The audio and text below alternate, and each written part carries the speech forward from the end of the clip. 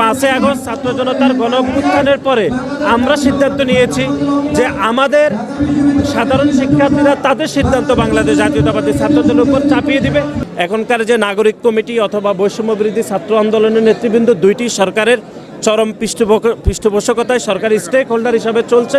সরকারের অর্থায়নে তাদের যাবতীয় কার্যক্রম পরিচালিত হচ্ছে। একটি মেধাভিত্তিক ছাত্র রাজনীতি বিনির্মাণ করতে চাই, যেখানে শুধুমাত্র সাধারণ শিক্ষার্থীদের স্বার্থকে প্রাধান্য রেখে আমরা বাংলাদেশ জাতীয়তাবাদী ছাত্রদল রাজনীতি করতে চাই। সেজন্য 5ই আগস্ট ছাত্র জনতার গণ অভ্যুত্থান পরবর্তী সময়ে আমরা বাংলাদেশের সাধারণ শিক্ষার্থীদেরকে বাংলাদেশ জাতীয়তাবাদী ছাত্রদলের রাজনীতির অংশীদারিত্ব করার জন্য আমরা সাধারণ শিক্ষার্থীদের মতামতকে প্রাধান্য দিয়েছি।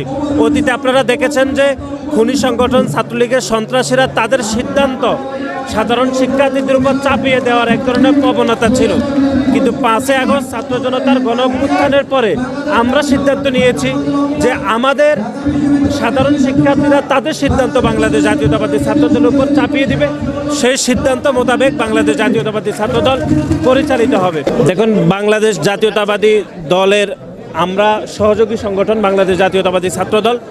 বাংলাদেশ জাতীয়তাবাদী দল যখন প্রতিষ্ঠা হয়েছিল তখন এদেশের গণতান্ত্রিক ধারাকে শক্তিশালী করার জন্য এবং একটি বহুদলীয় গণতন্ত্রের ভিত্তিকে মজবুত করার যে আপ্রাণ চেষ্টা আমাদের দলের মধ্যে রয়েছে, সেই মহত্বকে ধারণ করে বাংলাদেশ জাতীয়তাবাদী ছাত্রদল। সুতরাং নতুন করে কেউ যদি রাজনৈতিক দল গঠন করে আমরা তাদেরকে স্বাগত জানাচ্ছি, কিন্তু বাংলাদেশের ইতিহাস যদি পর্যালোচনা করেন তাহলে হচ্ছে সরকারের চরম পৃষ্ঠপোষকতা ধারণ করে কোনো রাজনৈতিক দল যদি গঠিত হয়, সেই রাজনৈতিক দলের ইতিহাস বাংলাদেশে খুব বেশি সুখকর হয় না।